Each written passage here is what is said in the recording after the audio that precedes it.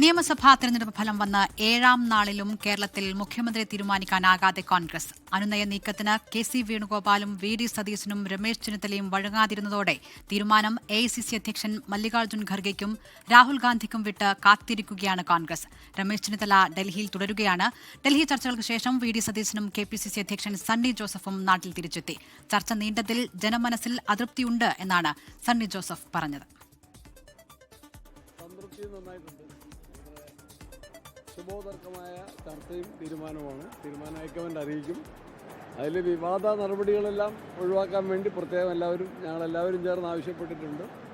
അതിൻ്റെ പ്രതിഫലനം കണ്ടു തുടങ്ങി. നല്ല തീരുമാനം ഉണ്ടാവും. നേരത്തെ ഉണ്ടാവും ഞാൻ കരുതുന്നു. അത് പറയുന്നില്ല.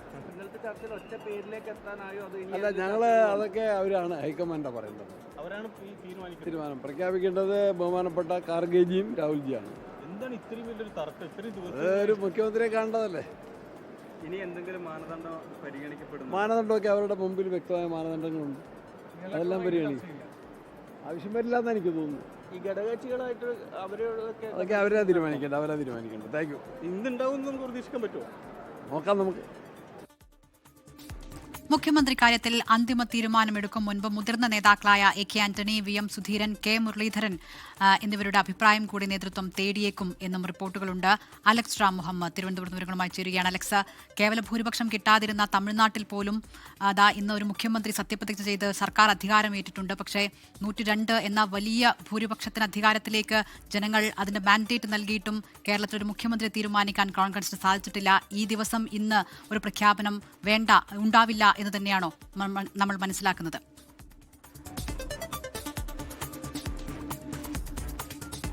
തെരഞ്ഞെടുപ്പ് വിധി വന്നിട്ട് ഒരാഴ്ചയാകുന്നു. അതുമാത്രമല്ല, കോൺഗ്രസ് പാർലമെന്ററി പാർട്ടി യോഗം ചേർന്നിട്ട് ഇന്ന് 4ാമത്തെ ദിവസമാണ്. ഇതിൽ ഈ CLP ചേർന്നതിന് ശേഷം, അതായത് ലെജിസ്ലേറ്റീവ് പാർട്ടി ചേർന്നതിന് ശേഷം അടുത്ത മണിക്കൂറിൽ തന്നെ കേരളത്തിലെ മുഖ്യമന്ത്രി ആരാണ് എന്ന് പ്രഖ്യാപിക്കുമെന്നായിരുന്നു കോൺഗ്രസിലെ ചില മുതിർന്ന നേതാക്കൾ അവകാശപ്പെട്ടത്. ആ അവകാശങ്ങളെല്ലാം കാറ്റിൽ പറന്നുപോയിരിക്കുന്നു എന്നുള്ളതാണ് യാഥാർത്ഥ്യം. ഇന്നലെ ഹൈക്കമാൻഡിന്റെ നേതൃത്വത്തിൽ ഈ പ്രധാനപ്പെട്ട മുഖ്യമന്ത്രി പദത്തിലേക്ക് പരിഗണിക്കപ്പെടുന്നവരും ഒപ്പം കേരളത്തിലെ KPCC അധ്യക്ഷനുമായി നടന്ന മാരത്തോൺ ചർച്ചകൾക്കൊടുവിൽ പോലും കേരളത്തിലെ മുഖ്യമന്ത്രിയെ തീരുമാനിക്കാനായില്ല എന്നുള്ളതാണ് ഏറ്റവും പ്രധാനപ്പെട്ട കാര്യം. അതിപ്പോഴും ആ പ്രോസസ്സ് പുരോഗമിക്കുകയാണ്. ഇനി മുഖ്യമന്ത്രിയെ പ്രഖ്യാപിക്കുമെന്ന് കരുതുക വയ്യ. കാരണം നേതാക്കൾ പലയിടങ്ങളിലാണ്. രാഹുൽ ഗാന്ധി ഇന്ന് വിജയുടെ സത്യപ്രതിജ്ഞാ ചടങ്ങിൽ പങ്കെടുത്തിരുന്നു. അതുപോലെ മറ്റു നേതാക്കൾ മറ്റിടങ്ങളിലുമാണ്. ഡൽഹിയിൽ നേതാക്കൾ ഇല്ലതാനും. ഇനി ഒരുപക്ഷെ നാളെ അല്ലെങ്കിൽ ചൊവ്വാഴ്ചയോടുകൂടി ആയിരിക്കും കേരളത്തിലെ മുഖ്യമന്ത്രി ഹൈക്കമാൻഡ് പ്രഖ്യാപിക്കുക എന്നുള്ളതാണ് ലഭിക്കുന്ന വിവരം. അങ്ങനെ പ്രഖ്യാപിക്കുന്നതിന് മുമ്പ് ചില ഘടകങ്ങൾ കൂടി ഹൈക്കമാൻഡിന് പരിശോധിക്കേണ്ടതുണ്ട് എന്നാണ് നേതാക്കളെ അറിയിച്ചിരിക്കുന്നത്. ഈ 3 നേതാക്കളെയും വിശദമായി തന്നെ ഇന്നലെ രാഹുൽ ഗാന്ധിയും മല്ലികാർജ്ജുൻ ഖാർഗെയും കേട്ടിട്ടുണ്ട്. അത് KC വേണുഗോപാലിനെയും VD സതീശനും ഒപ്പം രമേശ് ചെന്നിത്തലയും തങ്ങളുടെ അവകാശവാദങ്ങൾ എന്തൊക്കെയാണ്, എന്തുകൊണ്ടാണ് തങ്ങളെ ഈ മുഖ്യമന്ത്രി പദത്തിലേക്ക് പരിഗണിക്കണം എന്നുള്ള കാരണങ്ങൾ അവർ വിശദമായി തന്നെ വിശദീകരിച്ചിട്ടുണ്ട്.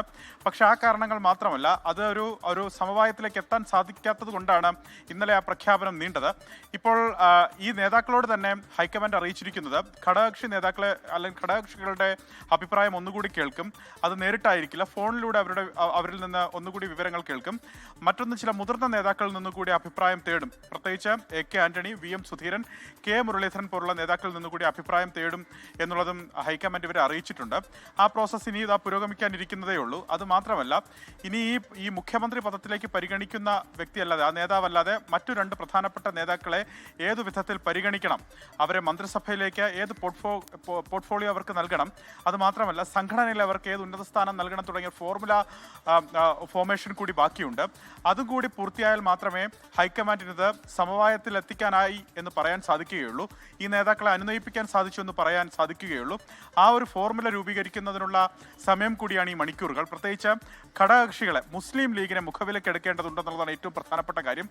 ലീഗിനെ അവർക്ക് ബോധിപ്പിക്കണം. അതായത് ഹൈക്കമാൻഡിന്റെ തീരുമാനം ബോധിപ്പിക്കണം. പ്രധാനമായി ഹൈക്കമാൻഡ് ലീഗിനെ അറിയിക്കാൻ പോകുന്നത്, അല്ലെങ്കിൽ ഇതിനോടകം അറിയിച്ചു കഴിഞ്ഞിരിക്കാൻ സാധ്യതയുള്ളത്, തങ്ങൾ തീരുമാനിക്കുന്ന മുഖ്യമന്ത്രി ആരാണോ അതിനൊപ്പം നിൽക്കണം മുസ്ലിം ലീഗ് എന്നുള്ള കാര്യമായിരിക്കും ഒരുപക്ഷെ ലീഗിനെ ഹൈക്കമാൻഡ് അറിയിക്കാൻ സാധ്യത.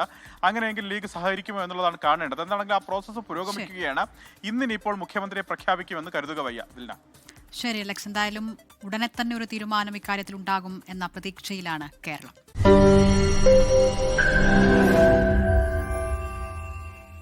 ലോകത്തെവിടെയായാലും ഏത് സമയത്തും 24 വാർത്തകളും ഓഗ്മെന്റഡ് റിയാലിറ്റി പാക്കേജുകളും എക്സ്പ്ലെയിനറുകളും വിശദമായി കാണാൻ ഞങ്ങളുടെ യൂട്യൂബ് ചാനൽ നിങ്ങൾക്ക് സബ്സ്ക്രൈബ് ചെയ്യാം.